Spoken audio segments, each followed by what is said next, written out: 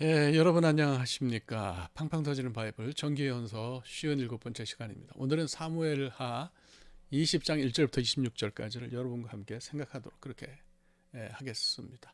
뭐 이제 그 압살롬의 반란이 끝나고 나서 뒤를 이어서 세바라고 하는 베냐민 지파 사람이 반란을 일으켜요. 그래서 그것이 이제 정리가 되는 이야기를 하는 건데, 뭐 결국은 이제 다 이게 연결되는 거다 이렇게 이제 볼 수가 있어요. 압살롬의 반란, 그걸 통해서 다윗이 이제 북쪽에 사는 그 지파들에게는 크게 환영을 못 받는 그런 상황이었다고 하는 거. 뭐 유다 지파 사람이었으니 뭐 그럴 수도 있겠다 이런 생각이 이제 드는 거죠. 그래서 이스라엘의 남북 분열이 르호보암 당대 시작하는 것이 아니고 뿌리가 깊었다. 그래서 다윗이 황궁한 뒤에 이것이 이제 세바의 반란으로 그 모습을 드러냈다 이렇게 이제 우리가 생각한다고 여러분들에게 말씀을 드렸습니다.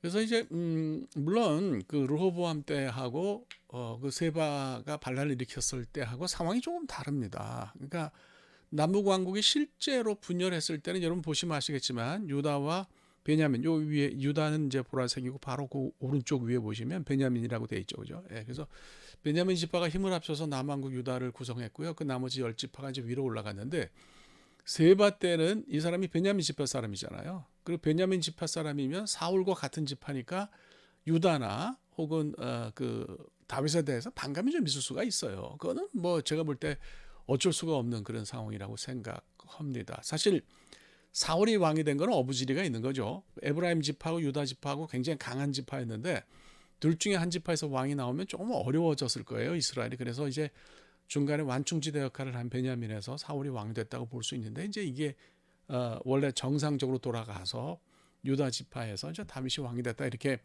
볼 수는 있지만 베냐민 지파 사람들이 가지는 상실감은 대단히 컸겠다 이런 생각이 들고 베냐민 지파 이제 비크리의 아들인 그런 그 세바가 반란을 일으켰던 것을 우리가 볼 수가 있습니다.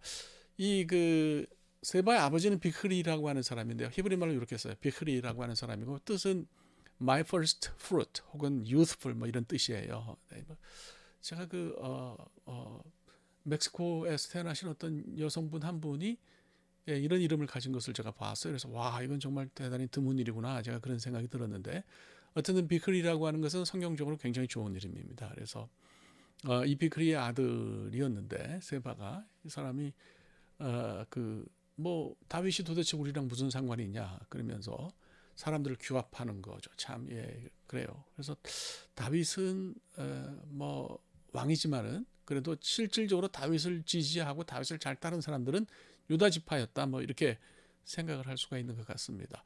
세바를 보면 불량배였다 그러는데 이걸 제가 히브리어로 읽으면 벨리야알 이렇게 읽어요. 벨리야알 이렇게 읽는데 이거는 그냥 그 뭐 갱스터나 bully나 뭐 이런 그 깡패나 양아치 같은 그런 존재가 아니었어요. 벨리알이라는 뜻은 사악하거나 가치가 없는 사람. 그래서 NASB 성경을 보면은 worthless fellow라고 무가치한 사람이라고 그렇게 번역을 해요. 그러니까 이 사람이 뭐 깡패나 양아치였으면 그렇게 많은 사람이 따랐겠어요.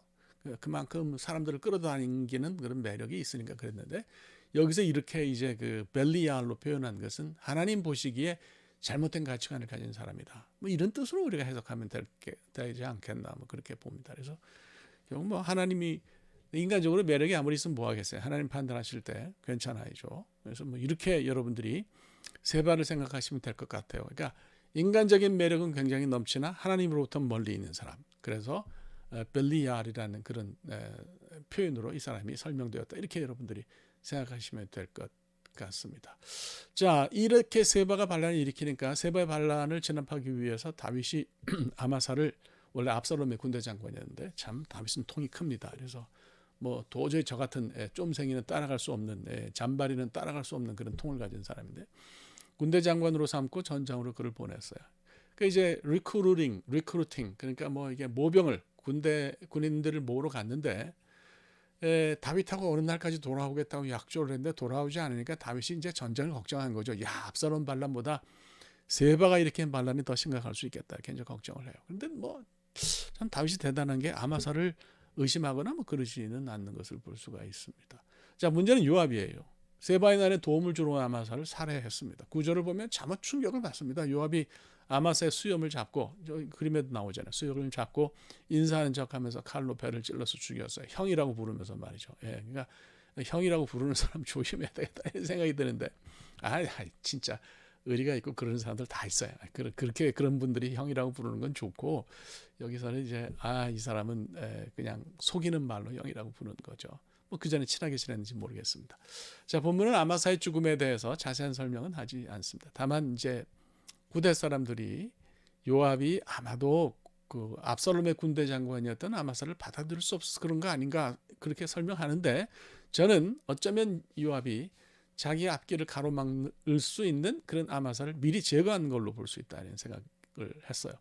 일전에 압살롬과 요압은 꼼수에 있어서 아주 비슷하다, 서로 통한다 이런 얘기를 했습니다. 압살롬은 왕위 계승 1인자, 제일 먼저 하여튼 왕위 계승을 첫 번째로 할 수 있는 그런 자리에 있는 암논을 살해했고요. 요압은 같은 군대 장관인 아마사를 죽였어요. 그러니까 평행 이론이 좀 있죠. 그러니까 꼼수에 능한 사람들은 이렇다 하는 생각이 듭니다. 자, 요압은 그러고 보면 자기 자신의 이익을 가장 큰 관심사로 여기는 것 같아요. 이런 사람이 좀 위험하죠. 그래서 뭐 하여튼 다윗을 돕지만 그 다윗을 도운 것이 결국은 자기 자신의 권력을 공고하게 하기 위해서 그런 게 아닌가. 다윗의 자매의 그 아들이니까 조카인데 다윗조차 어쩌지 못하는 그런 그 권력자로 나타나죠. 근데 이제 결국 끝이 좋질 않았어요. 솔로몬이 왕위를 계승할 때에 요압이 자기 자신의 머리를 메고 아도니아를 지지했는데 이게 빌미가 되어서 무참하게 죽었습니다. 열왕기상 2장 32절에 이런 표현이 있어요. 여호와께서 요압의 피를 그의 머리로 돌려보내실 것은 그가 자기보다 의롭고 선한 두 사람을 쳤음이니 곧 이스라엘 군 사령관 넬의 아들 아브넬과 유다군 사령관 예델의 아들 아마사를 칼로 죽였습니다. 이를 내 아버지 다윗은 알지 못하셨나니. 그러니까 뭐 뒤에 이제 다윗이 거기 게재되어 있지 않다 뭐 이런 얘기를 한 건데, 아브넬과 뭐 아마사가 뭐 훌륭했다 안 했다 이거는 doesn't matter. 이거는 별 의미가 없는 것 같고요. 단지 다윗도 끌어안고 용인한 사람을 요압이 죽일 정도로 이 사람이 아주 방자했다 이렇게 우리가 볼 수가 있고요. 다윗 때 그가 잡았던 권력의 끈을 놓지 않기 위해서 아도니아를 선택했는데 끝이 좋지 않았다 이렇게 말씀을 드립니다. 어쨌든 세바의 나는 실패로 끝났어요. 이 지도를 보시면서 여러분들이 다른 건 보실 필요가 없고요. 저 위에 맨 위에 보면 벳마가 아벨이라는 게 있어요. 그래서 거기까지 간 거죠. 거기 가서 이제 세바가 진을 쳤는데 요압이 쳐들어가니까 거기 사람들이 겁을 먹었어요. 그래서 이제 어떤 여인 하나가 요압과 대화를 하고 사람들을 설득한 거죠. 야, 우리가 왜 저 사람 때문에 이렇게 고통을 당해야 되냐? 세바의 목을 쳐서 그걸 요압 군대에게 전달하면 우리는 별일 없을 거다. 그러니까 어떻게 보면 배신한 거죠. 그래서 배신당해서 그는 죽었어요. 그래서 이런 걸 보면서 참 안타깝다는 생각이 듭니다. 자, 그래서 두 가지를 생각하는데, 우선 첫째로는 하나님 주시는 가치관을 가지고 우리가 살 필요가 있는 것 같아요. 세바는 압살롬처럼 참 똑똑했어요. 사람들 끌고 다니고 뭐 이런 면에서는 굉장히 압살롬과 비슷했다는 느낌이 드는데, 하지만 사무엘서 기자는 단호하게 그를 벨리알로, 가치가 없는 사람으로 그렇게 평가했어요. 하나님이 쓸모 있다고 생각하셔야지 뭐 내가 나 스스로를 쓸모 있다고 생각하는 건 큰 우스운 일이다 이런 생각이 드네요. 그다음에 또 하나는 뭐 선하게 사는 게 좋은 것 같아요. 세바는 다윗을 배신하고 반란을 일으켰잖아요. 근데 결국은 자기 추종자들에 의해서 배신을 당하고 죽임을 당했어요. 요압은 아브넬과 아마사를 살해했는데 또한 나중에 비슷하게 죽임을 당했습니다. 착하게 살고 선하게 살아야지 뭐 배신하고 속이고 이렇게 살면 결국 끝이 좋지 않겠다 뭐 이런 생각이 드네요. 그래서 자, 오늘 뭐 여기까지 이렇게 공부를 하면 될 것 같습니다. 그래서 여러분 다음 시간에 뵙도록 그렇게 하겠습니다. 네, 대단히 감사합니다. 고맙습니다.